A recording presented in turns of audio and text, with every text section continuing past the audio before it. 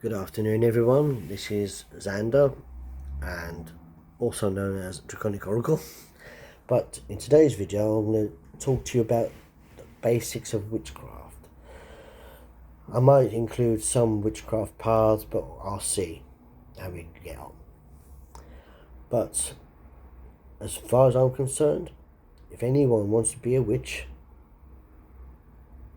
for whatever reason, or whether it's to enhance their lives or to help others or to do both, like for me, I like to help others as well as enhance my life. And it helps, and it does help to some degree. Because some of you have seen some of the spells I've done regarding me finding a new home and things like that. And it's getting there. You know, I have to keep doing them because I need to manifest what I want. But that's for another time. I'm not talking about my witchcraft as such. It's just I'm going to share with you my thoughts, my opinions and feelings about just the basics of witchcraft, okay?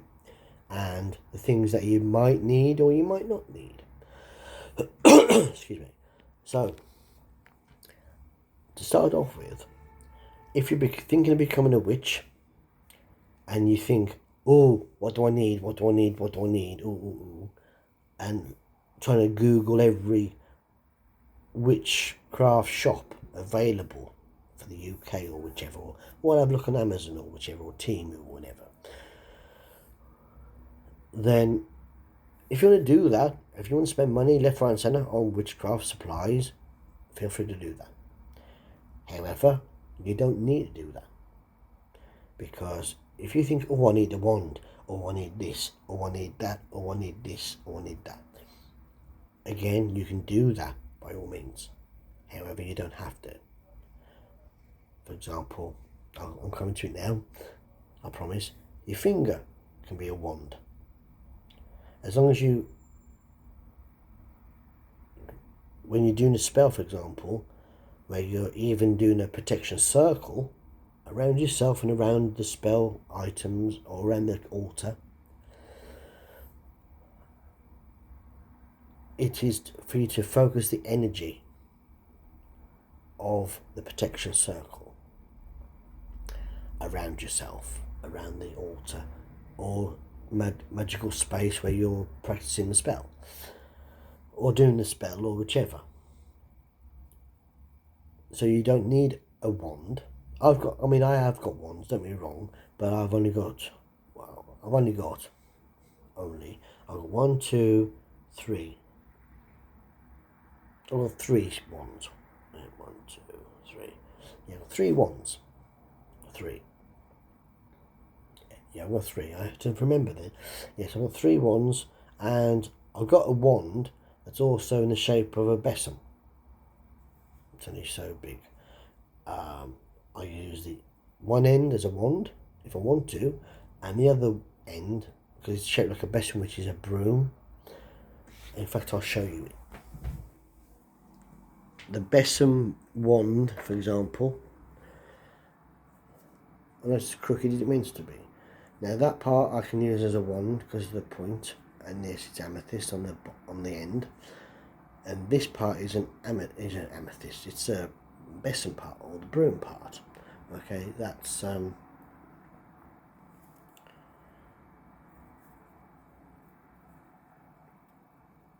rough cut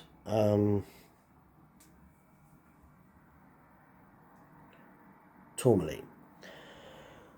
Okay, so I use that, excuse the close up then, but I use that sometimes if I want to for certain spells, if I don't want to use my other 3 wands. So in fact I'll show you my other ones just okay. Right, this one I call Dragar. That's my first ever wand I ever got. That's my everyday magic, okay, and it's on the altar. The other 2,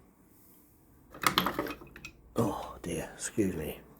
One is, that's Scarlet, and came from America. A good friend of mine from America who's also a witch, he made it for me, and he shipped it all the way from South California. So, and he stained her red, and as soon as I got her, I realised she had a female energy about her. So therefore, and yes, because she's red, I call her Scarlet. But I use her for love magic, sex magic, and romance, things like that. I'll put her back. This one is called Blossom, and this is from an apple tree.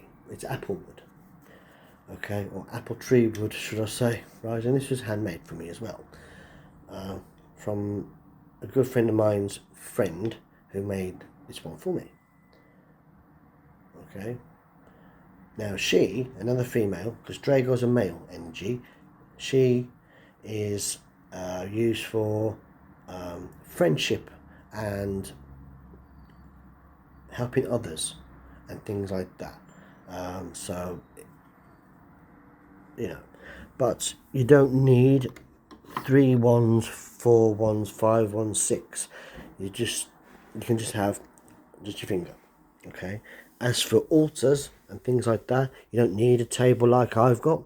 You can just use your windowsill, or you can use a bedside table, or a bookcase, or a sideboard, or part of your TV unit, or whatever. So you don't have to buy a table. I mean, I was lucky because this table was already there, and I thought, oh, that'd be great for an altar space.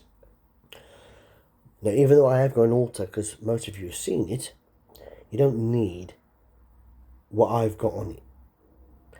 And that's another thing as well.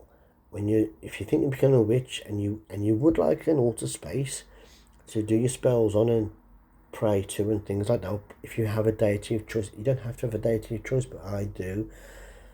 But if you don't and you want to just do it to the universe and you want to use your altar space to do that, perfect. Again, you don't have to. But when it comes to altar stuff, nobody, not even me, nobody has the right to tell you what goes on it and how and where and when and why. Not by a long shot. That's another key fact. Well, it's one of my facts, and it's my opinion, and I'm sticking to it, because nobody, and this goes for anything, not just the altar, but this goes for all witchcraft that you want to do. No one has the right to tell you that you're doing it wrong, or maybe you should do this, or maybe you should do that, or maybe this, la la la. No one has the right to tell you anything.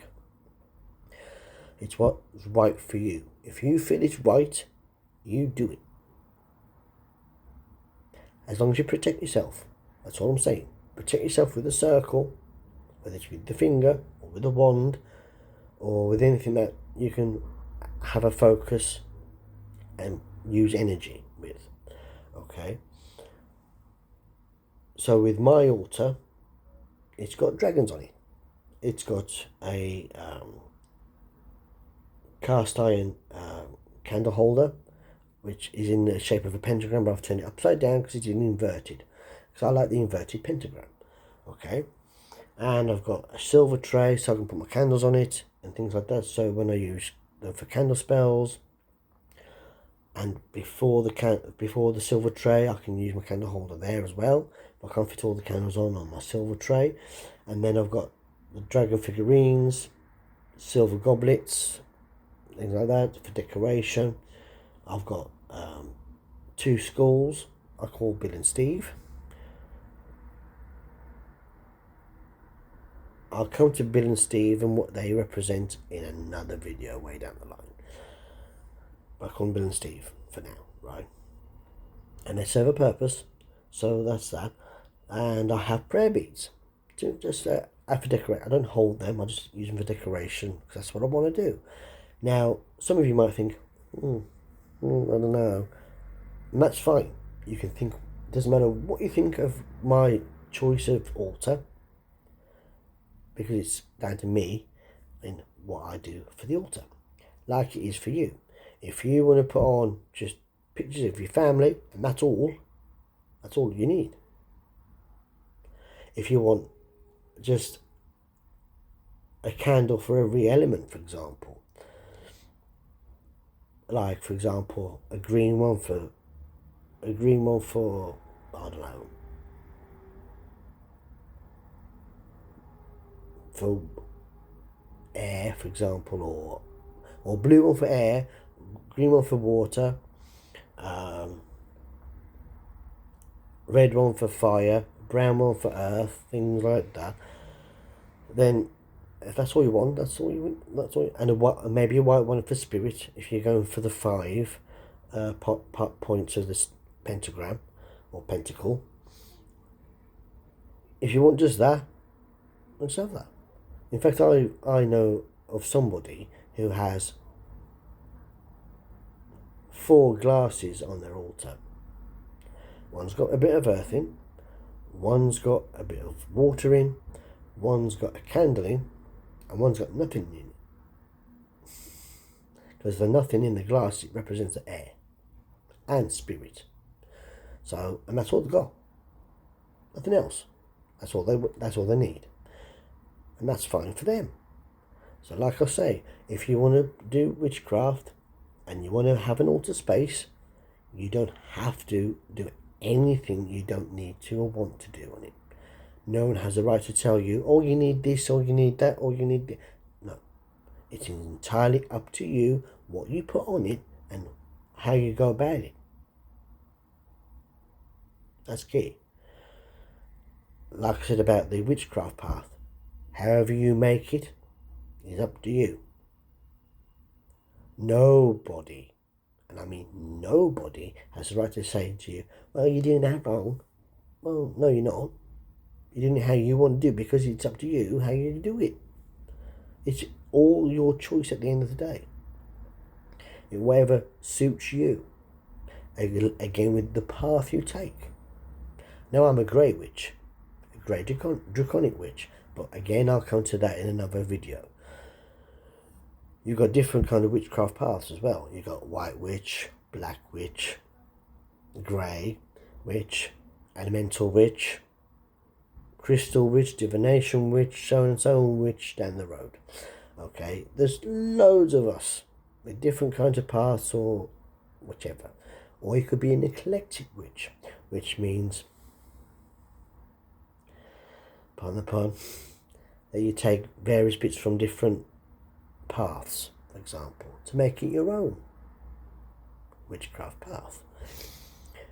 But going back to the basics. So the basics is, you don't need expensive stuff if you don't want to. You can just have your finger and as basic or as elaborate as you want. When I first started, I'll tell you what I did at first. I bought Dragar, my one I showed you, and I bought the other one with the amethyst on the end and the besom end as well. I bought that, and I did buy my dragon figures. And I did buy what you see in my altar. I've shown pictures before, so I won't bore you again with that. But I bought all those things over time. Like I bought my crystal balls, my oracle cards, and my books, and the other crystals like my selenite and things like that to charge up my other crystals and things like that. And other trinkets and incense sticks and all the rest of it. I bought all those things over time. And I don't have to have all that on. But I want to, right? But all I'm saying is, you don't have to.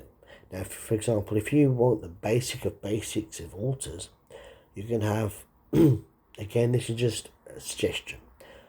And as an example, you can have something like your 4 glasses of earth, water, a candle in to represent the fire, and then nothing in it to represent the air and the spirit, for example. And maybe, I don't know, pine cones, things from nature, your photographs of your family or your ancestors, like your nan and granddad or whichever, sentimental things like a locket from someone, or a ring, or some hair off of them, or whichever, and things like that. You don't have to go out your way and buy this right and centre. It's not important. At first I thought I had to, but over the time I thought, hold on, I don't have to. So even though I've got what I've got, and because of the path I'm on, and I'm sticking to the path I've been on for a very number of years, I don't need anything else. I don't need to change my altar for another setting or whichever. I just keep my dragons. I might take some off and use and swap them about, but as long as I keep my altar how I want it, that's all I need. Same with crystals as well. If you think, oh, I need this crystal, I need that crystal, and you're all starry-eyed over which crystal you want next, if you want to buy crystals, perfect. Like I've got a handful, well, more than a handful, but I've got a generous enough. However, only have crystals, one that call to you and you think you're going to use them. Because I've had crystals in abundance before, because I thought I needed them. And when you're not using them as much, or you're not holding them as much, or you're not feeling anything from them anymore, one, they've served their purpose for you. And secondly, if you're not feeling if they've served their purpose for you, and you're no longer feeling it from them, you're not feeling the energy from the crystals, then what's the point in keeping them? Just keep them. If you want to keep them, keep them. If you don't want to keep them, give them to someone else who needs them, or would like them, or whichever. Which is what I've done. I used to buy loads of crystals whenever I could, left, right and centre, right? And I've spent quite a few, maybe high-end double figures, maybe early triple figures on crystals over the years. And I came to mine one day, like, I don't need this, I don't need this one, I don't need this one, I don't need that one. And then I gave them to someone else who needed them or wanted them. And that's what I did. What else is there? Like Bosses, which is Book of Shadows. Or you can have a Book of Mirrors, or you can have a Grimoire, or things like that. Now, to me, again, all this I'm telling you is all my opinion, my thoughts and feelings. Now, a Book of Spells, or Book of Shadows, either way you want to look at it, I call it Book of Shadows, is where you think of a spell that you want to do, you research the spell, you write down in your Book of Shadows, you write down the spell, and then when you've done the spell, maybe then you can journal. It's all about journaling at the end of the day, how it went and what the outcome was, and things like that. Okay, so, and that goes for anything, that goes for Book of Mirrors, where you write in your thoughts, your feelings about certain spells, about certain things, do with your path and things like that, and it helps you reflect on what you've learnt. Hence the Book of Mirrors, right? Same can be said for the Book of Shadows or the Book of Spells. But again, my opinion is that if it's a Book of Shadows or a Book of Spells, it's mainly for spell work and the outcomes of that spell work. You can have a Book of Spells, a Book of Shadows, a Book of Mirrors, and a Grimoire. Again, my opinion on it is that it contains everything. A Grimoire has a whole catalogue of things you put in it, and collections of little bits and bobs that you've used in a spell or whichever.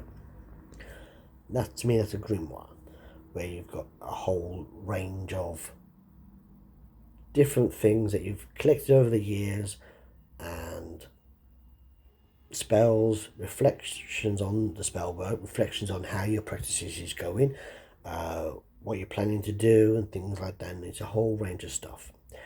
All I'm saying to you is that as far as I'm concerned, any Book of Shadows, Book of Spells, Book of Mirrors, Grimoires that you have, it doesn't have to be leather bound and all posh and whatnot. You can have a notebook. if you wanted. As long as you can write on it, it can be scraps of paper if you want. Plain. As long as you keep them all together, at least, and keep them in a way where no one else can read it. Because at the end of the day, like magicians you see on TV, they don't give away their secrets. Therefore, the witch is the same. We don't give away what happens within the spell or the outcome of the spell or whichever. Unless you want to. You don't have to tell, or you can tell, either way or all. So again, so with wands, you don't need a fancy wands or wands at all. You can just use your finger. You don't need a table for your altar space. You can use a windowsill, bookcase, sideboard, middle of a wardrobe. Now, I'm saying all those places because that's where I've had my altars.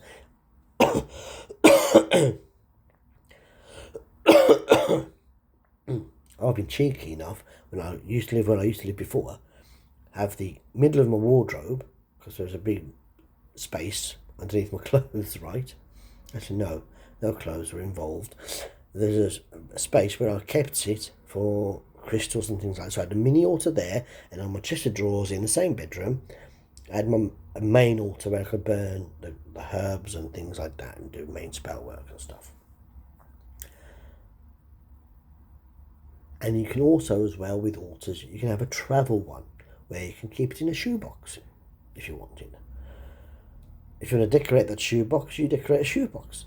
But it means you can have and if you're having a travel altar, I'd take equivalent of, for example, candles. I don't recommend you using proper live candles where you light a match or use a lighter and light them with. Use little tea lights, for example, where you can turn them on and off.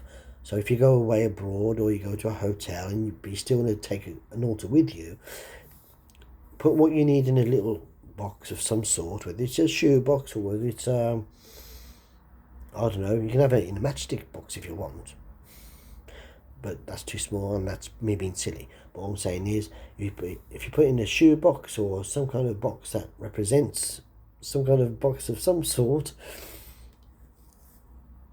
take things that aren't going to do damage to other people's property.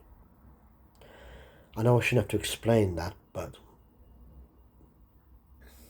I'm just saying just because. So you use tea light candles, for example, where you can the battery operated, so you can press them on and off and things like that. And take tumble stones for the crystals if you need crystals, for example.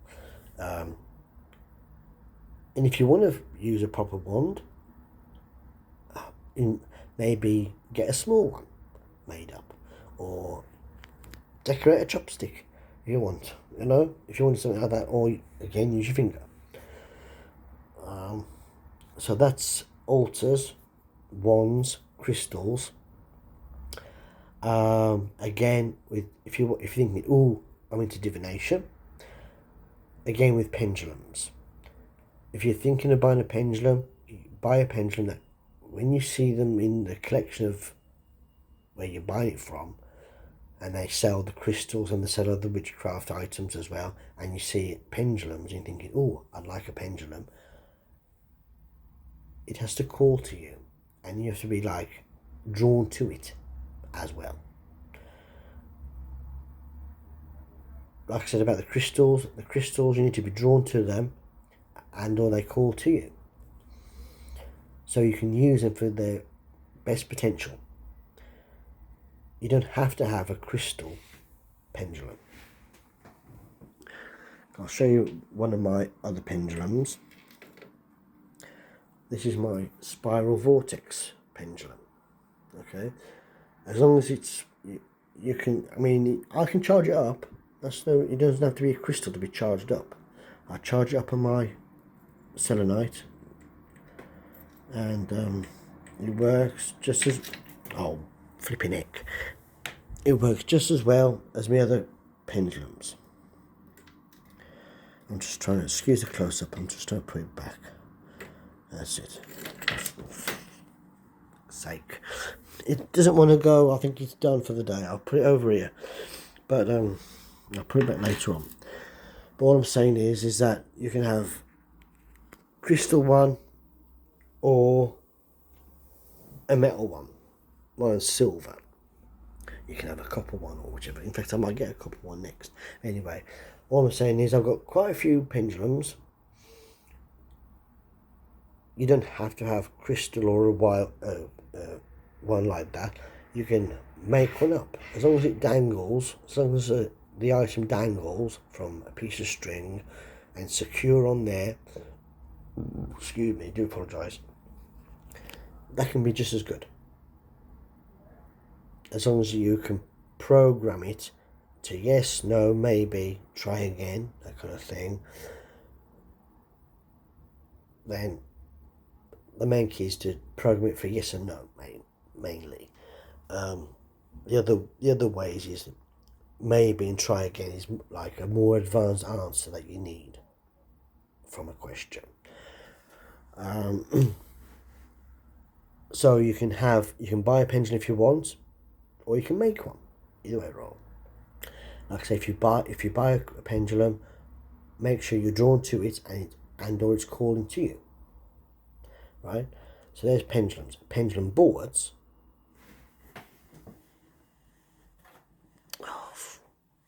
I can't reach it. It's under my settee. You can either buy a pendulum board or you can make one. Just as effective. Or you don't need a pendulum board. You can use your knee or any part of your body where, as long as you're holding the pendulum. For example, I'll use this pendulum. Okay. I'll turn the camera around so you can see what I mean. Hold on.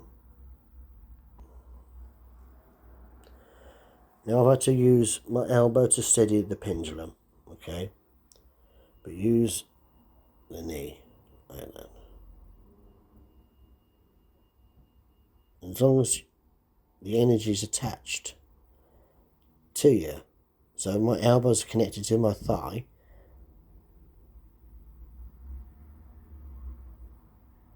that's swinging this at the minute. Okay, so for example, I'll do a question. Well, first of all, I have to ask my spirit guides to help me. Dragons, will you help me with a pendulum reading for now, please?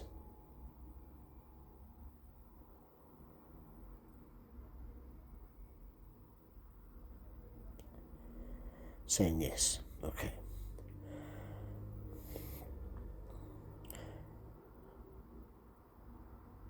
I'll do one question so you get the gist. Am I a witch?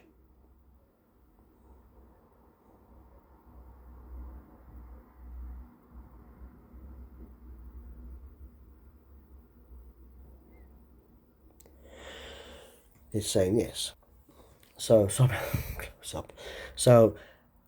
you've seen how a pendulum works with me using my knee, okay?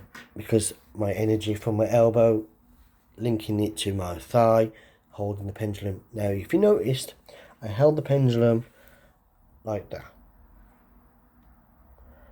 because I learnt, age back mind you, I learned that if you hold the pendulum like this, which is fine, you can do that, but in your fingertips, especially your thumb, you have a pulse. And if you don't like the answer to the question you've asked, there's a chance that you can manipulate the pendulum by the pulse in your thumb. Because if you say, ask a question like, does my girlfriend love me, for example, and it's swinging no, which is, to me, my pendulum would go from left to right, and up and down.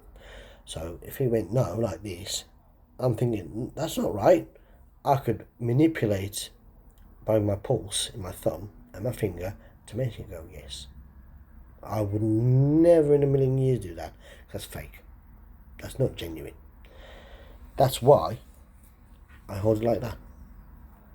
Because then There is a pulse, but it's not as strong as a thumb and the first finger.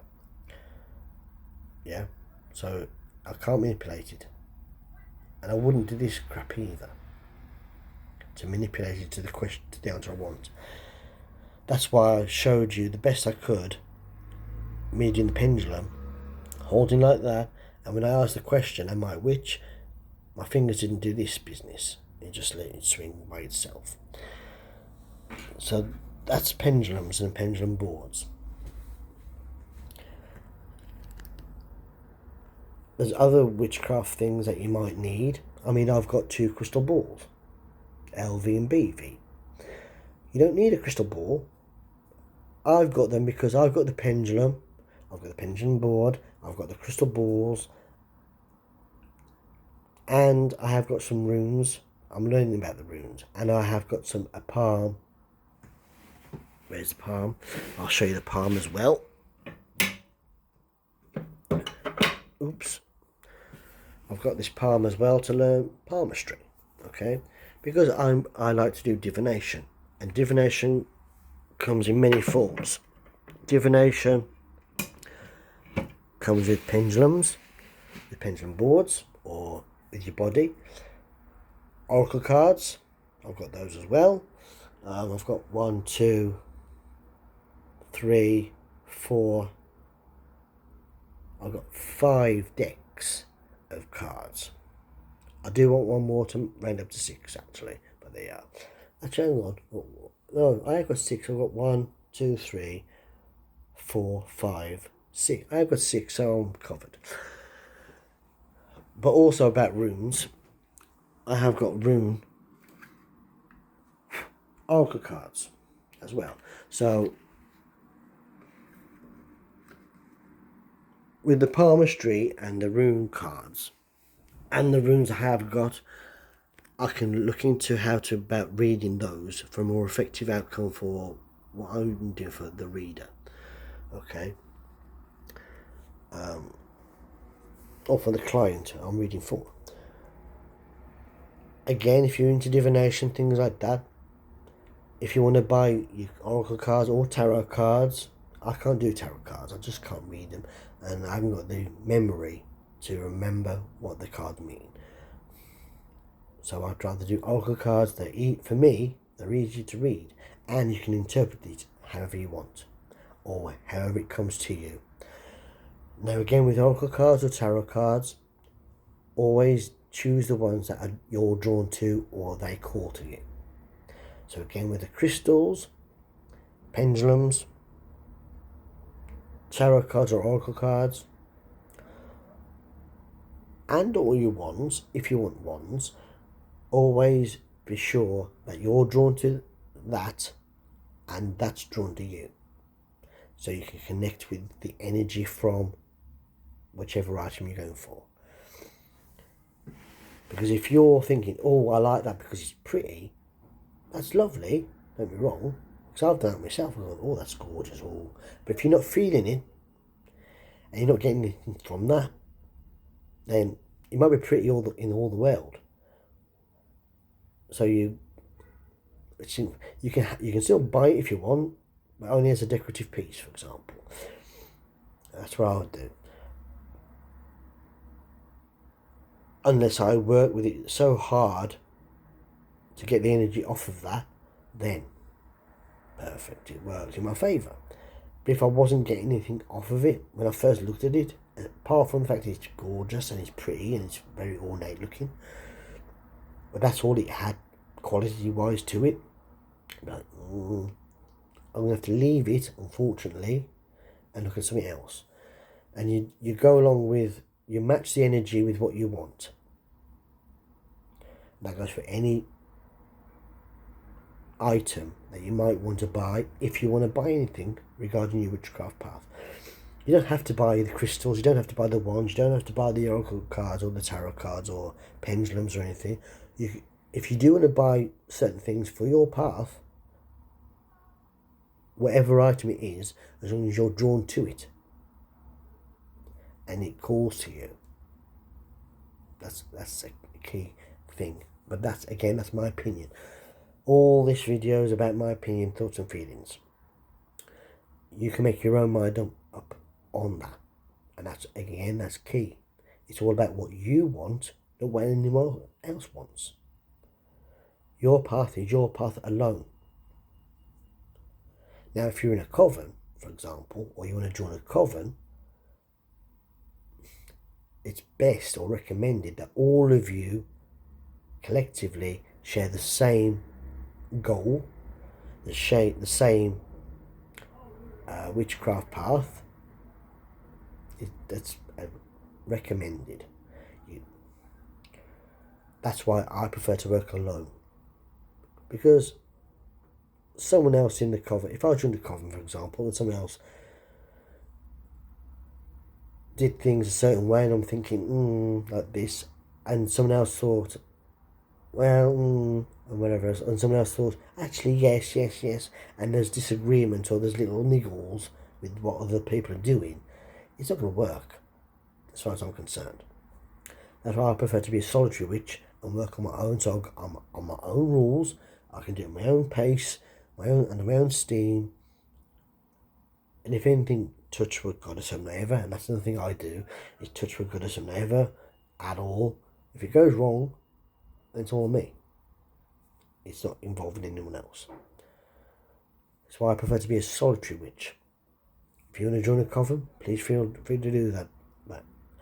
Or if you want to make a coven, at least have more than 3 people. You need at least 3 people, as far as I'm aware, to make a coven work. And if you can, I think the maximum is 13. I could be wrong on it, but it used to be 13 people. Again, I could be wrong on that. And that's another reason why I don't join a coven, because I'm not interested in coven work. I'm interested in solitary work. That's why I work alone. I'm a solitary witch, and I prefer it. I'm one of these people who likes to be their own boss. No one tells me what to do. Kind of malarkey. I'll do anything for anyone. That's no issue. I don't like having orders barked at me. You will do this, you will do that, no. I'm that sort. Bit of a nightmare, but still. And I must admit, even my parents don't tell me what to do. Even when I was little. Because basically I did what I was told. So because I had to do what I was told, I then grew up to go, I'm my own person. Now I'm an adult, and they can't tell me what to do no more. So from the age of 18 upwards, I've done what I wanted. Simple as that. So, but not about me, so therefore, it's just my thoughts and opinion and feelings on witchcraft, the basics of it. And if you want to buy this, if you want to buy that, if you don't want to buy this, if you don't want to buy that, whatever. It's entirely up to you what you buy or don't buy. So, there you go. And wherever, like I said before, I'll go over it again, very quick. Whatever path you decide to go on, whether it's with a coven or solitary, it is up to you. Now, in fact, actually no, I'm going to leave coven stuff over there. If you're a solitary witch and you prefer your own way of doing things, to me personally, that's a good way of starting by yourself, because then again, like I say, you've got the time and you can make time to learn by yourself, research by yourself, or whichever.